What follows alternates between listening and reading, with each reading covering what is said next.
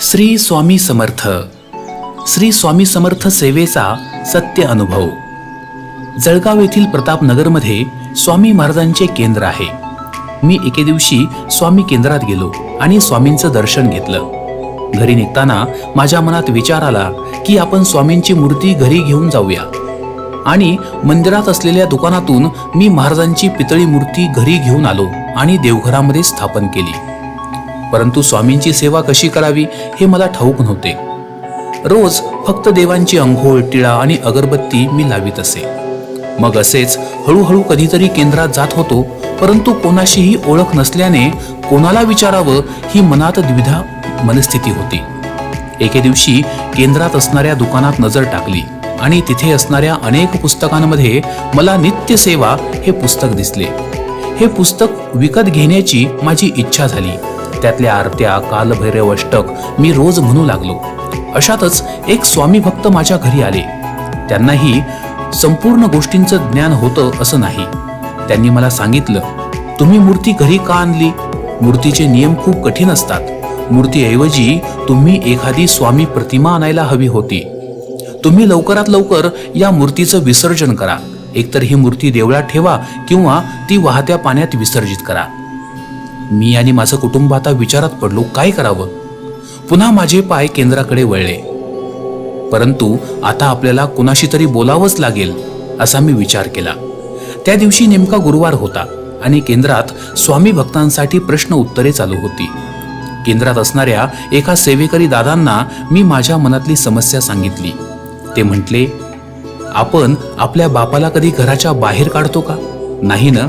मग तुम्ही का मूर्ती न ठेवण्याचा विचार करता आहात? तुम्ही स्वामींना रोज अगरबत्ती लावत असालच. मग बस, स्वामींना ही सेवा देखील पुरी आहे. स्वतः स्वामींना तुमच्या घरी येण्याची इच्छा असल्यावर तिथं तुमचं आमचं काय चालणार? हे सगळं जे घडतं आहे ते स्वामींच्या इच्छेनेच. तेव्हा निवांत राहा. त्या दिवसापासून स्वामी माझ्याकडून, माझ्या परिवाराकडून हळूहळू सेवा करून घेऊ लागले. त्यामध्ये स्त्री सुक्त, पुरुष सुक्त, तारक मंत्र, कालभैरव अष्टक आणि स्वामी मंत्र अशा कित्येक सेवा आमच्या हातून स्वामी आपोआप करून घेऊ लागले. न चुकता अशी सेवा आमच्या हातून घडत गेली आणि दर गुरुवारी केंद्रात जाण्याची ओढ लागत गेली. पण अचानक सगळं व्यवस्थित चालू असताना आमच्या कुटुंबावर एक संकट आलं आणि इथून पुढे खरी परीक्षा सुरू झाली. सगळीकडे कोरोना व्हायरस या आजाराने थैमान घातलं होतं. अशातच माझ्या आईची तब्येत बिघडली आणि डॉक्टरांनी कोरोना टेस्ट करण्यास सांगितलं. रिपोर्ट नॉर्मल येण्यासाठी स्वामींची अधिकाधिक सेवा कशी करावी हे स्वामी सेवेकरींकडून मी जाणून घेतलं.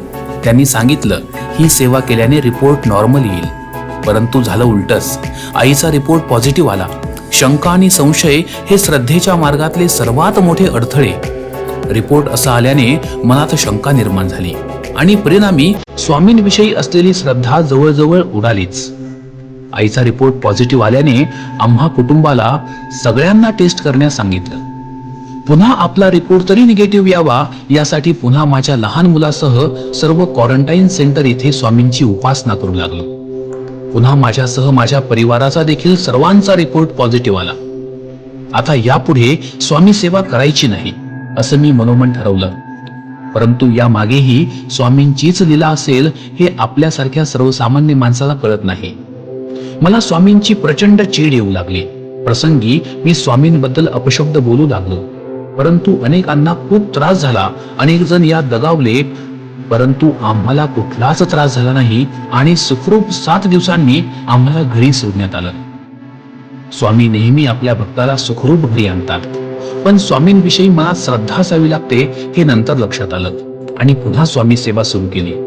हळूहळू सेवा आपोआप स्वामी माझ्या हातून करून घेऊ लागले आणि रोज स्वामी चरित्र क्रमशः 3 अध्याय आणि 11 माळी श्री स्वामी समर्थ जप करू लागलो आणि मला स्वामींचा खूप चांगला अनुभव येऊ लागला.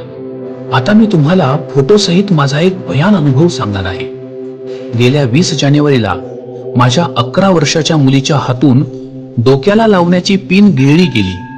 तिने आम्ही रागू म्हणून आम्हाला न सांगता पाणी पिले आणि काही वेळाने आम्हाला सांगितले. आम्हाला थोडा धक्का बसला, परंतु तिला कोणत्याही प्रकारे त्रास झाला नाही. आम्ही स्वामींवर सर्व भार सोडून मोकळे झालो. तसेच मुलीची पण स्वामीवर अफाट श्रद्धा असल्याने मुलीने पुन्हा स्वामींना आम्हाला न सांगता निवेदन ठेवले आणि गुरुवारी मला संध्याकाळी कामावरून येताना महाराजांसाठी हार आणि पेढे आणण्यास सांगितले आणि म्हणाली, मी स्वामींना सगळं काही सांगितलं आहे, मला कुठलाही त्रास होऊ देऊ नका. मी तिने सांगितल्याप्रमाणे हार आणि पेढे घेऊन आलो. ती देखील खूप आनंदित झाली आणि स्वामींना हात जोडून प्रसाद म्हणून तिने स्वामींपुढे पेढे ठेवले. पण मुलीची जात असल्याने आणि वय लहान असल्याने मला स्वामींनी काय बुद्धी दिली आणि मी माझ्या ओळखीच्या डॉक्टरांकडून एक्सरेची चिठ्ठी लिहून घेतली आणि मुलीचा छातीचा आणि पोटाचा एक्सरे काढला तर एक्सरेत तिच्या पोटात पिन दिसत होती. पुन्हा सर्व भार आम्ही स्वामींवर सोपवला. स्वामी आपल्यावरच का संकट आणतात? तिच्या आईने तिला धीर दिला आणि म्हणाले, चूक आपण करावी आणि स्वामी काय करतील? पोटात पिन गेली तर ती एक्सरे मध्ये दिसणारच ना, पण या पिनला अलगद कसं बाहेर काढता येईल हे स्वामींचं काम आहे. तू फक्त स्वामींचं नाव घे, असे तिला आईने सुचवले. इकडे गॅस्ट्रो इंडोस्कोपी मध्ये प्रसिद्ध असलेल्या डॉक्टरांचा पत्ता मी मिळवला. एक्सरे रिपोर्ट घेऊन डॉक्टरांकडे गेलो. तिथे गेल्यावर डॉक्टर घरी निघण्याच्या तयारीत होते. काय काम आहे असे तेथील कंपाऊंडरने मला विचारले. मी त्यांना माझ्या मुलीची हकीकत सांगितली तर त्याने मला पेशंट कुठे आहेत असं विचारलं. मी सांगितलं ती घरी आहे आणि तिला मला आणावी लागेल. इतक्यात तो स्वामी रूपात माझ्या मदतीला आला आणि म्हणाला, तुम्ही मुलीला आणाल तोपर्यंत डॉक्टर निघून जातील, मला रिपोर्ट द्या, मी डॉक्टरांना दाखवतो आणि तुम्हाला बोलावतो. मी प्रचंड घाबरलो होतो आणि माझ्या मनात स्वामी जप सुरूच होता. तितक्यात मला बोलावून आलं आणि डॉक्टर MD, त्यांची फी 500 रुपये, मी अगोदरच बोर्ड वाचून ठेवला होता.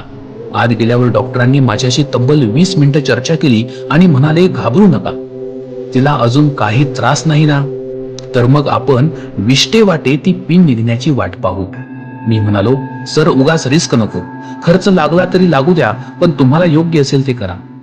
डॉक्टर म्हटले, पैसे कोणाला नको असतात, परंतु मुलगी लहान आहे, माझे 10 मिनिटांचे काम आहे, तुम्ही म्हणत असाल तर अजून उद्यापर्यंत आपण वाट पाहू. डॉक्टरांनी माझ्याकडून कुठलीही फी न घेता पोट साफ होण्यासाठी एक बाटली लिहून दिली. काल रात्री तिला औषधं दिली आणि आज सकाळी तिच्या विष्टे वाटे तिची पिन अलगद बाहेर निघाली. दवाखान्यातील कंपाऊंडर, डॉक्टर हे प्रत्यक्ष स्वामी रूपातच तिथे होते. बघा ना तुम्ही, पेशंट सोबत नाही तरी देखील कंपाऊंडर मदतीला धावून आला. डॉक्टर सल्ला घेण्याची सुद्धा फी सोडत नाही आणि ते तर माझ्यासोबत 20 मिनिटं चर्चा करून मोफत औषधी देखील लिहून दिली. हे सर्व करता करविता आपले स्वामी माऊलीच आहेत. अशक्य ही शक्य करतील स्वामी. श्री स्वामी समर्थ. श्री स्वामी समर्थ.